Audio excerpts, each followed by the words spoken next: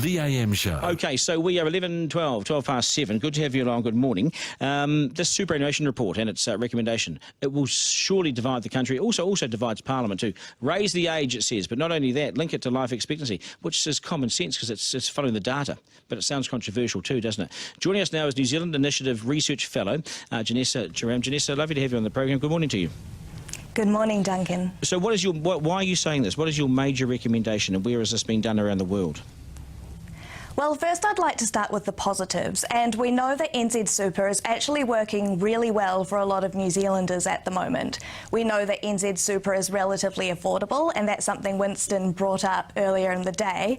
It's relatively affordable, it's actually keeping a lot of elderly out of poverty, and it's simple to administer. The challenge going into the future, though, is the fact that we're facing an ageing population.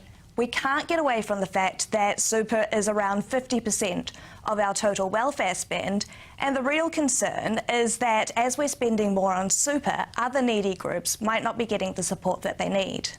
The great thing about New Zealand Super is, and that's why we now start giving money at the lower end to kids, we finally realise that kids are important too, is that the outcomes and the health outcomes and the health of our elderly mainly is pretty good because they have a genuine guarantee of income every week, don't they? Absolutely, and super does play a good part in that, but as you mentioned, there are other people who need support as well, and child poverty is high on the agenda at the moment, and as we're facing an ageing population, we've also got to think of the working poor. It's really important that people get a comfortable retirement and have enough to live on, but we've also got to keep in mind how people survive for the rest of their lives as well, and the comfort that they're in. Okay, let me go through a couple of quick fires here to see what your thoughts are, seeing Sure. you've researched all this. What about paying it earlier to workers, and a lot of these people will be, there'll be Pākehā as well, but Māori, Pacific Island people working on the roads, working in manual jobs, tough jobs, and their bodies are shot by the time they get to 60. What about paying those people earlier?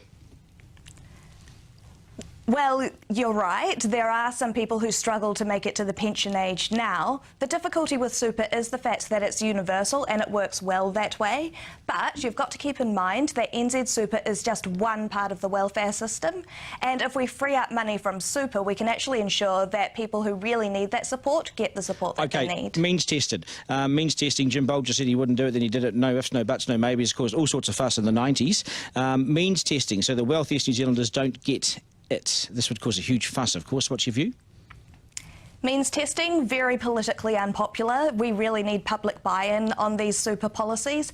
And also, we know that people change their behaviour when we have means testing, so it's not actually going to achieve the results that it's meant to. And we don't want to disincentivise positive activities like saving for retirement or continuing to work. The great thing about super is the fact that it doesn't discriminate against savings and employment activities. Yes, although in saying that, in years to come, there'll be two classes of New Zealanders, those who get the pension and have KiwiSaver, and there'll be those who get the pension only, because 2 million New Zealanders aren't signed up to KiwiSaver. So there'll be two classes of New Zealanders. That has to change as well, doesn't it? So KiwiSaver is one form of retirement savings. The important thing that people need to know is just how much super is and whether it's enough to live on.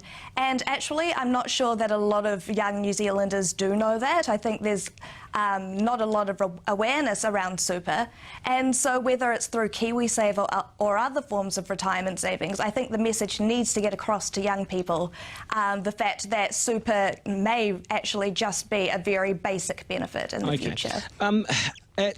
For you personally, do you expect to get New Zealand Super at age 65? So when you hit 65, do you expect to get New Zealand Super at 65, or do you think it would have changed by then? That's a tough question, and actually my view on the matter changes every day, and that's part of the problem. We don't have strong signals from government either way about what's going to happen in the future. And actually it's doing young people a huge disservice. As I said, it's important that we have a comfortable retirement, but we've also got to keep in mind what our working lives are going to be like. What young people don't realise is that if we keep NZ Super as it is, then we may actually see changes to the taxes we pay or the public services we receive. Yes. So really, those are the costs of NZ Super. It might be affordable, but the costs come in the form of taxes or public services. It's ballooning. It's a ballooning cost, yeah. And it'll be 8% of GDP within sort of 20 years. It's ballooning.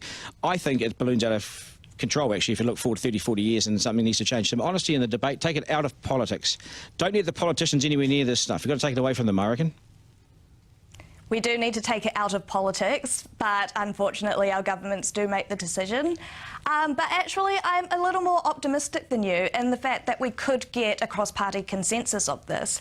The major political parties aren't actually too far apart when it comes to raising the age. Both Labour and National have proposed it. It's really just a matter of them getting together and making it happen. Labour went back on it. Labour 65, National 67. It caused a huge fuss. There was a super accord that fell over in the 90s. I do appreciate your time on the programme. You've been fantastic. All the very best. I won't say all the best in retirement because I think it's a long way off.